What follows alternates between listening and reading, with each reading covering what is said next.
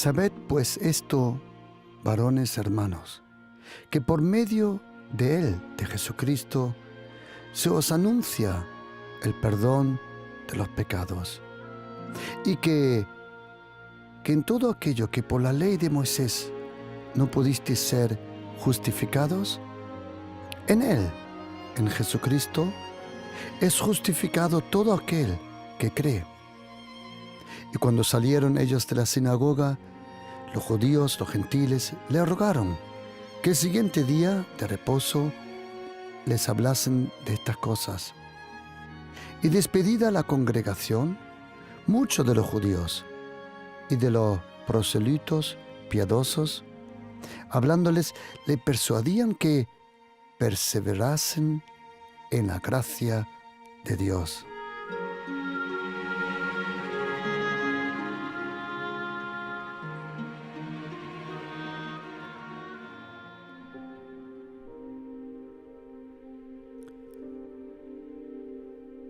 Ningún escritor, ministro, apóstol del Nuevo Testamento, en la palabra de Dios, habló tanto de la gracia y de la justicia que el Señor Jesucristo trajo a nuestra vida. El apóstol Pablo, como gran ejemplo, toma a Abraham. Lo describe en la carta de Gálatas y dice que Abraham recibió la confirmación por la justicia, que él recibió la justicia de Dios. ¿Qué significa eso, la justicia de Dios? Existe un cielo, una tierra, un universo, miles de millones de galaxias, pero solo un Dios viviente, el Padre, el Hijo y el Espíritu Santo. Cuando Dios el Padre, Él creó al ser humano, lo puso en un jardín. Y en ese jardín, grande, inmenso, solo había una cosa que Dios el Padre le pidió al ser humano, una única cosa: que no comiera de un cierto árbol. ¿Qué pasó? Pasó lo que siempre pasa cuando le prohíbes a uno algo. Siempre que tú le prohíbes a tus hijos algo, da por seguro que seguramente cuando tú no estés presente, seguramente lo van a hacer. El hombre se separó de Dios. Una distancia, un abismo, una oscuridad, un poder oscuro, una muerte, una frialdad, una soledad. Todo eso vino sobre el ser humano. Pero Dios el Padre, en su inmenso, eterno, inexplicable amor y cariño que Él nos tiene, Él no quiso dejar las cosas así. Él quiere que todos sean salvos, todos. Él quiere que todos lleguen al conocimiento de la verdad. Por eso Él envió a su Hijo Jesucristo. Porque si una cosa funciona negativamente, también funciona positivamente. Si por una persona entró la muerte, si por una persona entró la condenación, la injusticia, por Adán, si por esa persona, Adán, entró toda esa destrucción, Dios el Padre solo necesitaba a otro prototipo. Y como no encontró a nadie, lo dice en el profeta Ezequiel 22:30, Él buscó un hombre, pero no lo encontró. Por eso Él tomó la iniciativa. Y un día, una jovencita, Miriam, María, en nuestro lenguaje, una virgen pronto a punto de casarse con un hombre llamado Yosef. Dios añade. El nombre José proviene del hebreo Yosef. Dios añade. Pronto ya todo estaba preparado para la boda y de repente un ángel, Gabriel, enviado desde la presencia de Dios, le fue anunciado que iba a tener un hijo y su nombre iba a ser Jesús, Yeshua, y que ese Jesús iba a ser el rey prometido. Iba a ser aquel que se iba a sentar sobre el trono de David eterno, ese trono que en Isaías capítulo 16, versículo 5, el trono de la justicia, el trono de la gracia, y que él iba a gobernar para toda eternidad. Esa jovencita no dudó en ningún momento. La Virgen María en ningún momento dudó y dijo que se haga la voluntad de Dios. 9 meses después, ya no estando en Nazaret, sino estando en Belén, Betlehem, un niño nace. Lo que nadie sabía era que ese niño era Dios y hombre a la misma vez.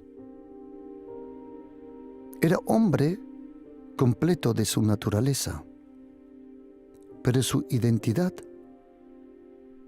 era Dios. Él empezó a crecer, a ser obediente, como dice la Biblia, a sus padres. A la edad de 30 años, la voz corría por Galilea, Idumea, Judea. Un hombre, un profeta como aquellos que desde aproximadamente 450 años no se había levantado ningún profeta. 400 y pico años, Dios estuvo en silencio. Y de repente un hombre en el desierto, Yohanan su nombre. Yohanan viene de la palabra Dios da todo el tiempo gracia. Ese hombre anunció la venida del Mesías. Jesucristo fue, también se dejó bautizar, pero no por sus pecados, sino para identificarse con nosotros. Se fue al desierto, 40 días, 40 noches ayunando, y el mismísimo diablo, Satanás, el tentador, como dice la Biblia, se le acercó. Pero por primera vez en miles y miles y miles de años, un hombre de carne y sangre ya no era accesible para las tentaciones del diablo. Este hombre, ¿quién era este hombre? No podía ser. El diablo lo sospechaba, pero tan seguro no estaba. Si eres el Hijo de Dios. Pero Jesucristo le dijo, escrito está. Escrito está. Regresó del desierto, entró en la sinagoga de Capernaum, entró en la sinagoga de Nazaret, anunció el reino de los cielos, el año agradable del Señor. Anduvo por Galilea, predicando, echando demonios fuera. Las multitudes le seguían. Sanaba a todos los enfermos. Los demonios salían por primera vez en la historia del ser humano. Los demonios salían. Los demonios huían de él. Le tenían temor. Le decían, has venido para atormentarnos. Has venido antes de tiempo. 3 años y medio estuvo predicando. enseñando, demostrando el poder del reino de los cielos. A los 3 años vino a Jerusalén. Allí la multitud le estaba esperando. ¡Hosiana! ¡Hosanna! ¡Hosianna! El que viene en el nombre del Señor. Pocos días después le tomaron preso, le maltrataron, le crucificaron. Murió a la puerta de Jerusalén. Pero lo que nadie esperaba era que 3 días después, ese hombre, Jesús de Nazaret, Jesucristo de Nazaret, resucitó entre los muertos. 40 días estuvo con sus discípulos detrás de la resurrección. Le enseñó sobre el reino de Dios. Fue llevado al cielo. Y 10 días después, el Espíritu Santo de Dios fue derramado, así como fue prometido por el profeta Joel, Jeremías, Ezequiel.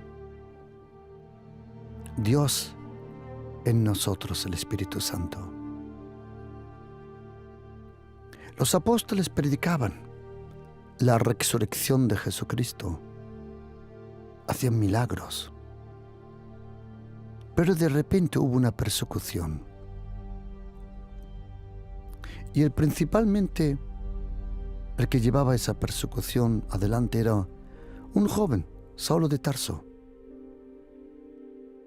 Entraba a las casas, a las sinagogas y a todos los que encontraban de aquella fe, de aquel camino, los cogía presos y los llevaba al sumo sacerdote. Un día, yendo con el permiso del sumo sacerdote a Damasco, tuvo un encuentro con aquel a quien él perseguía. Él no se daba cuenta que a él también le estaban persiguiendo. ¿Qué era lo que le estaba persiguiendo a Saulo de Tarso? Era el propósito, era el destino de Dios. Todos nosotros tenemos un propósito, una razón por la cual vivimos. Y ese hombre, joven fariseo, religioso, ortodoxo, completamente ciego, por otros 3 días no podía ver. Pero esta vez no estaba ciego por el odio, no estaba ciego por su religión. Era la luz de aquella persona que le había rodeado. Era una luz que sobrepasaba el brillo del sol. A los 3 días, ese jovencito Saulo de Tarso se dejó bautizar y empezó a predicar la fe, la cual él perseguía. Ahora la predicaba. Hoy, personas que se están burlando sobre ti, quién sabe si probablemente no van a ser un nuevo Saulo de Tarso. ¿Quién lo sabe? Luego, entre 9 y 13 años, Saulo de Tarso regresó a su ciudad natal, Tarsos, y cuando regresó, estuvo en aquella iglesia en Antioquía. Desde allí salieron a predicar, enviados por el Espíritu Santo. Y ese joven, Saulo de Tarso, fariseo, ahora, a través de las Escrituras, le demostraba a toda persona en las sinagogas que el Mesías, que el rey que esperaban, era Jesucristo de Nazaret. Luego escribió cartas y en total 86 veces habló de algo ¿qué es lo más importante en la vida de un cristiano? Si tú le preguntas a un cristiano, ¿qué es lo más importante? Muchos te dirán, lo más importante es amar a Dios de todo corazón, de todo alma, con todo su espíritu. ¿Así? Déjame preguntarte. ¿Y tú lo haces todos los días? Lo importante no es que tú ames a Dios. La fuente de todo es que Dios nos ama a nosotros. Ese Saulo de Tarso, luego llamado el apóstol Pablo, él tuvo una revelación que para ir al cielo se necesita la justicia de Dios, la santidad, esa vida perfecta. Y que él, como fariseos, hombre ortodoxo judío, con todo su fervor y celos que él tenía, no lo consiguió. Y él sabía que la justicia, que es el acceso, la relación, la cercanía y la naturaleza que Dios el Padre te regala, solo se recibe como un regalo. Y que cumpliendo la ley de Moisés, que nadie lo va a conseguir. Como dice la carta de los Hebreos 9:17, la ley no perfeccionó nada. Y ese apóstol Pablo predicó la gracia de Jesucristo. Incluso en la carta de los Hechos, capítulo 20-24, dijo que el dar testimonio de la gracia era justo el ministerio que él había recibido de Jesucristo. El apóstol Pablo, todas sus cartas las empezó con un saludo, con la gracia, y todas sus cartas él se despide a través de la gracia. ¿Qué es eso, la gracia de Jesucristo? ¿Por qué para nosotros la gracia es tan importante? Sin la gracia es imposible ser cristiano. Tú jamás podrás ser cristiano si te crees que tienes que cumplir los mandamientos. Es imposible cumplir los mandamientos. Sí, tendrás días buenos, ¿de acuerdo? Pero también tendrás tus días difíciles. Y Santiago en su carta tiene razón, que si tú rompes, quiebras uno de esos mandamientos, en verdad has quebrantado todos los mandamientos. La única forma de ir al cielo, la única forma de ser salvo, es recibir ese regalo que se llama la gracia de Jesucristo. Cuando el Señor Jesucristo te ofrece su gracia, tienes que imaginártelo, es como un paquete, como un regalo. Y en ese paquete está la justicia, está la santidad que necesitas, está todo lo que tú y yo necesitamos para ir al cielo, para tener paz con Dios, para tener la vida eterna. Todo eso está en la gracia de Jesucristo. Si tú te sales de la gracia, la única forma de salir de la gracia no es por el pecado. Porque el apóstol Pablo, en Romanos 5, versículo 20, dice que cuando uno peca y la gracia de Jesucristo viene a tu vida, no viene para condenarte, no. La gracia se pone más fuerte, más grande, más poderosa todavía. Porque a donde abunde el pecado, Romanos 5, versículo 20, sobreabunde la gracia. Su gracia jamás se va a apartar de ti. La gracia de Dios es impresionante. ¿Cómo serán salvos tus hijos? Por la gracia. ¿Cómo recibirás ese milagro? Por la gracia.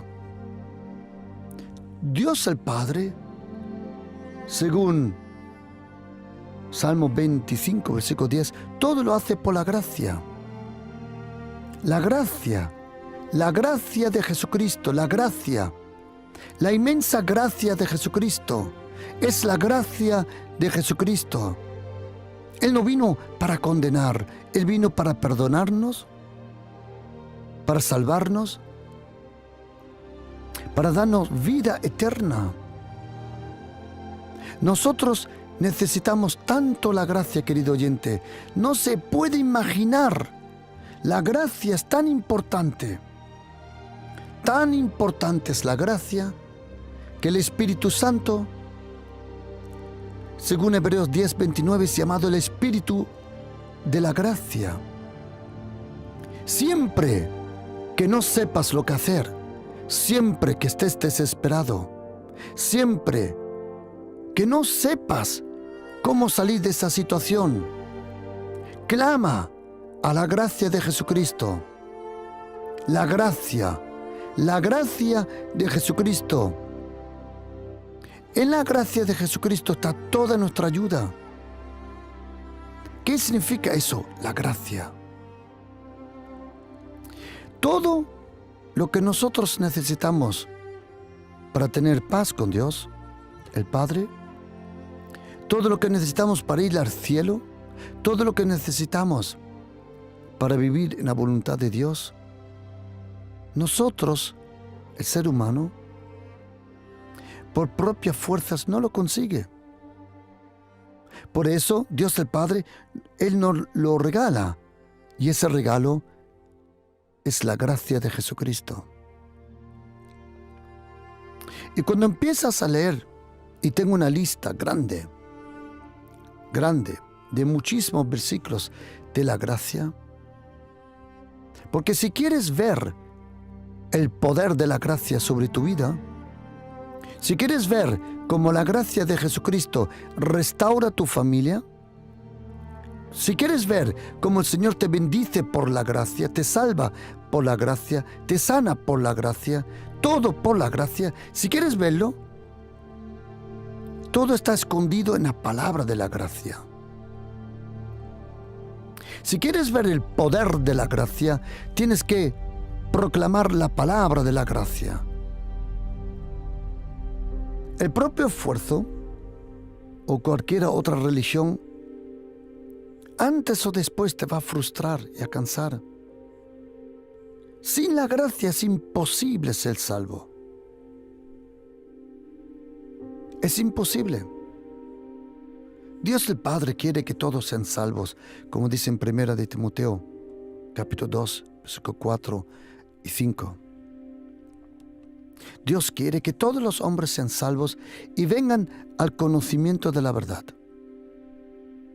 Porque hay un solo Dios y un solo mediador entre Dios y los hombres, Jesucristo hombre. Pero tenemos que saber una cosa, que al Dios el Padre, uno solo se le puede acercar a través de Dios el Hijo. Primera carta de Juan 5:12 dice, el que tiene al Hijo tiene la vida, y el que no tiene al Hijo no tiene la vida. Y el Señor nos dio su gracia. La gracia de Dios nunca se va a apartar de ti. Y quiero en este día, junto con vosotros, ver cuáles ciertas características de la gracia. ¿Cuáles son las características de la gracia? En Génesis 33:5, Jacob le dice a su hermano, Esaú, le dice que los hijos que Dios me dio por su gracia. Tremendo. Según Génesis 33:11, la gracia nos regala todo lo que tenemos y todo lo que necesitamos. Según Salmo 23, versículo 6, la Biblia española, la Reina Valera, dice misericordia, pero la palabra en hebreo es Chesed y es la gracia. Si tú vas hoy a Jerusalén y te encuentras con judíos que creen en Jesucristo, ellos también tienen un Nuevo Testamento. No en castellano, no en alemán, sino en hebreo. Y cuando en el Nuevo Testamento, en el texto griego pone la palabra charis, la gracia, en hebreo pone Chesed, la gracia. Y es la palabra que se usa 241 veces en el Antiguo Testamento. Mayormente, las Biblias alemanas, inglesas y españolas, esa palabra Chesed la traducen como misericordia. Pero la gracia no es la misericordia. Son dos cosas completamente diferentes. Hay que comprender que existe el amor de Dios, la compasión de Dios, la misericordia de Dios, la gracia de Dios y el favor de Dios. Cada cosa es diferente, proviene de la misma fuente, pero no es lo mismo. En Salmo 23, 6 dice: solamente la bondad y la gracia me seguirán todos los días. Salmo 59, versículo 10 dice que la gracia de Dios se adelanta. El Dios de mi gracia se adelantará. ¿Has oído? Hay una cosa graciosa, que cuando Dios el Padre, en la zarza ardiendo, esa zarza llena de fuego,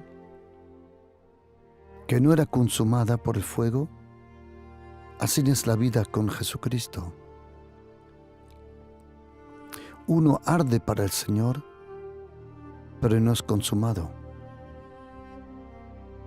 Cuando Dios el Padre le dice a Moisés: Moisés, ve al faraón, tienes que saber que en hebreo dice ven al faraón, porque Dios ya estaba ahí. Dios el Padre nunca te llama a un lugar si Él primero no estuvo allí. El Dios de mi gracia se adelantará. Dios el Padre ya está en tu futuro, ya está en tus próximos proyectos. El Dios de tu gracia se ha adelantado, va por delante. Según Salmo 32, versículo 10 dice que la gracia nos envuelve y nos rodea.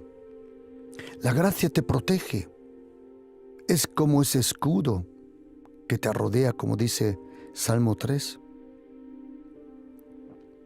Es el favor que te rodea como un escudo, como dice Salmo 5:12.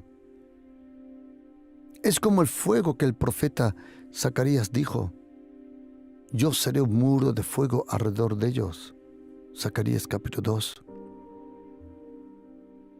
Si el diablo te rodea, quiero decirte que está rodeando la protección de Dios sobre tu vida. Su gracia nos envuelve y nos rodea. Salmo 36, versículo 5 y otros versículos dice que la gracia de Dios llega hasta los cielos. Y Salmo 108, versículo 4 dice que la gracia de Dios llega más lejos que los cielos. Imagínate. Hebreos 4, versículo 16 dice que el trono de la gracia, Jesucristo nos dijo que busquemos primero el reino de Dios. Él nunca dijo buscad avivamiento. No. Él dijo buscad primero el reino de Dios. y su justicia, no la tuya, no la de una religión, y la justicia de Dios que viene por la fe en Jesucristo. Y cuando tú buscas primero el reino de Dios, con lo primero que te encuentras es con el trono de la gracia. Según Salmo 32, versículo 22, el Señor deja derramar su gracia sobre aquellos que le esperan. Según Salmo 36, 7, la gracia es muy valiosa y preciosa. Según Isaías 54, versículo 10, la gracia de Jesucristo nunca se apartará de ti. Querido oyente, mire, todos nosotros llegamos al momento donde nos faltan los recursos, la fuerza, la sabiduría. Querido oyente, mire, hasta que no experimentes el poder de la gracia de Jesucristo, confía en su gracia. Porque según 1 de Pedro 1, versículo 10, todos los profetas del Antiguo Testamento profetizaron de la gracia. El día que tú no sepas lo que hacer, el día que tú no tengas ninguna solución para un problema, te lo digo de todo corazón, clama a la gracia de Jesucristo y verá cómo Dios el Padre lo cambia todo. Según Hechos 20, versículo 32, la gracia nos edifica, nos da herencia. La gracia hay que proclamarla por la mañana, dice Salmo 92, versículo 2. Por la mañana proclamo tu gracia y tu fidelidad en cada noche. La gracia de Dios es multiforme, dice 1 de Pedro 4, versículo 10. La gracia me da acceso a Dios el Padre, Salmo 5, versículo 7.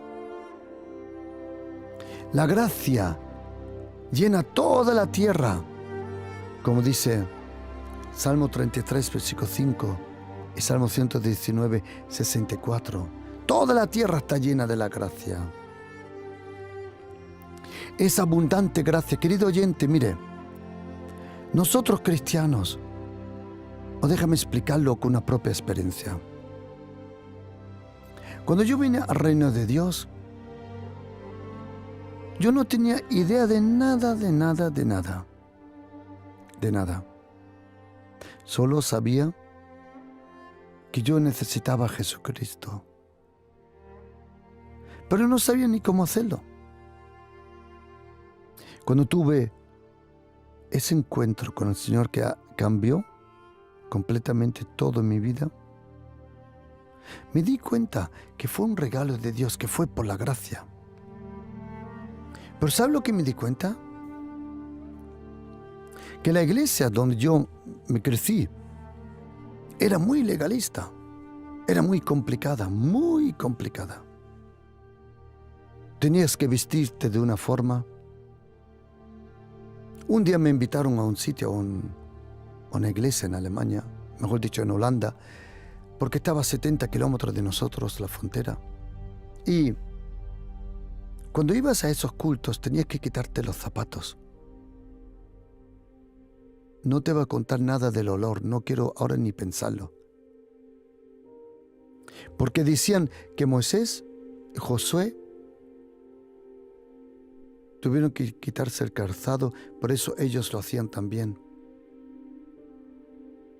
Y me di cuenta que hay muchos cristianos legalistas que han perdido el primer amor de la gracia. Ese primer amor, como dice el profeta Jeremías capítulo 2, me acuerdo de ti, de tu amor, de tu gracia, la gracia y el amor de tu juventud. Cuando tú me seguías confiando en mis planes, en mis propósitos. Y me di cuenta con el tiempo que no todo cristiano de verdad está lleno del Espíritu Santo. Y no todo cristiano tiene un corazón lleno de amor. No. Y no todo cristiano vive bajo la gracia. Y me di cuenta también en nuestra iglesia que todo era tan complicado. Era tan complicado. La religión lo hace todo complicado. Y yo empecé a frustrarme. Porque yo leía la Biblia. Y en la Biblia encontrabas al Dios de toda gracia, como dice 1 de Pedro, capítulo 5, versículo 10. Si tú hacías algo en la iglesia, algo te pasaba, te arrancaban la cabeza. Adiós. Te juzgaban. Te sentaban en una silla y 2 o 3 ancianos empezaban a machacarte. Algunas veces he pensado que toda iglesia legalista en verdad es una secta. Corazón, los jóvenes no van. ¿Pero para qué van a ir los jóvenes? ¿Para ir a una cárcel religiosa? Por favor. Ahí ni de lejos ver un joven. Y los niños tampoco quieren ir. Y me di cuenta que hay una atmósfera de miedo, de temor. No de amor, de cariño, de libertad. Esa libertad que dice la Biblia en 2 carta de Corintios 3:17. El Señor es el Espíritu. Y a donde está el Espíritu del Señor hay libertad. Por eso, querido oyente, por favor, pon toda tu confianza en la gracia. No es la forma como te vistes, no es la forma como tú oras, no es si te maquillas o no, por el amor de Dios. No es la forma si llevas faldas largas, claro. Hay cierta prudencia, pero eso es otro tema. Hay tantas reglas humanas, algunas veces, que ahogan el primer amor. No está la presencia del Señor, porque el Espíritu Santo no va a jugar ese juego religioso. El Señor nos quiere llenar con su gracia, nos quiere ayudar en su gracia. Queridos, mirad, todos nosotros pecamos y todos nosotros todos los días necesitamos la gracia. La gracia. Y me han preguntado, pastor, ¿usted no se cansa de hablar de la gracia? ¿Que yo me canse? ¿Cómo me voy a cansar? Ver a tantos hermanos cristianos que no viven en ese gozo, en esa libertad. Viven en una cautividad religiosa, un temor, que piensan que si hacen algo mal, a la primera el Señor se va de ellos. No es así. Tú le has costado a Dios el Padre tanto. Tú le has costado tanto. Tan difícil fue salvarte. ¿Tú te crees que Él te va a dejar? No. Él nunca más te va a dejar solo. ¿Sabes, querido oyente? El día que tengas un encuentro con el amor de Dios, le prometo que todo va a cambiar, todo. No hay persona más preciosa. En esta vida no hay cosa más linda. Si nunca lo experimentaste, yo lo comprendo. Que probablemente digas, no me lo puedo imaginar. Pero todo lo que ha sentido, vive y ha participado de la presencia del Señor. ¿Sabías que Jesucristo es el único a quien tú puedes experimentar en la oración? Junto con el Padre, con el Espíritu Santo, de una forma viva. ¿Sabes qué es Él? ¿Por qué? Porque ni Mahoma ni nadie resucitó entre los muertos. El único que resucitó entre los muertos, y el que vive, y el que está aquí, y el que nunca cambió, como dice Hebreos 13, versículo 8. Jesucristo nunca cambió. Si Jesucristo nunca cambió, el Espíritu Santo tampoco cambió, y Dios el Padre tampoco. ¿Sabe quién ha cambiado en nosotros? Hemos perdido la pasión. La hemos convertido en una rutina. Pero tú puedes empezar de nuevo. Ven de nuevo a la gracia de Jesucristo. Pon toda tu confianza en su gracia, que Él te perdone, que Él te ayude. Tú puedes hoy puedes empezar de nuevo. Puedes empezar completamente de nuevo. Porque cuando el Señor te perdona, Él te lava con su preciosa sangre, te purifica, te santifica, te justifica y te convierte en un hijo de Dios. Ya no eres esclavo, sino eres hijo. Y si eres hijo, eres heredero del Señor.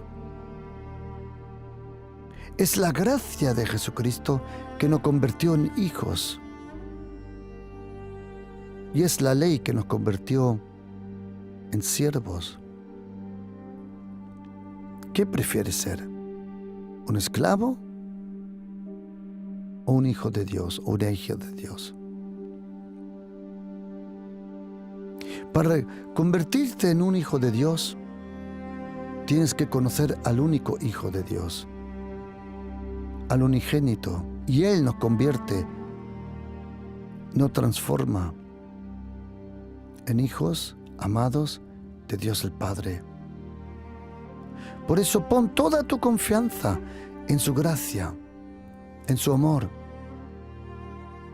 El Señor no está enfadado contigo. Romanos 8 empieza diciendo, no hay condenación. Y Romanos 8 termina diciendo que no hay separación. Ni hay condenación, ni hay separación para todos aquellos que están en Cristo Jesús. Tú te estás preguntando, ¿cómo lo voy a conseguir todo esto? Por la gracia, te lo prometo. Pídele al Señor que Él te muestre su gracia en tu vida, en tu casa, en tu entorno. Pídele, Señor, por favor, demuéstrame tu gracia. Demuéstrame tu gracia. Demuéstrame. Señor, no me lo expliques. Dame tu gracia en el trabajo. La gracia, queridos, de su plenitud. Todos hemos tomado gracia sobre gracia.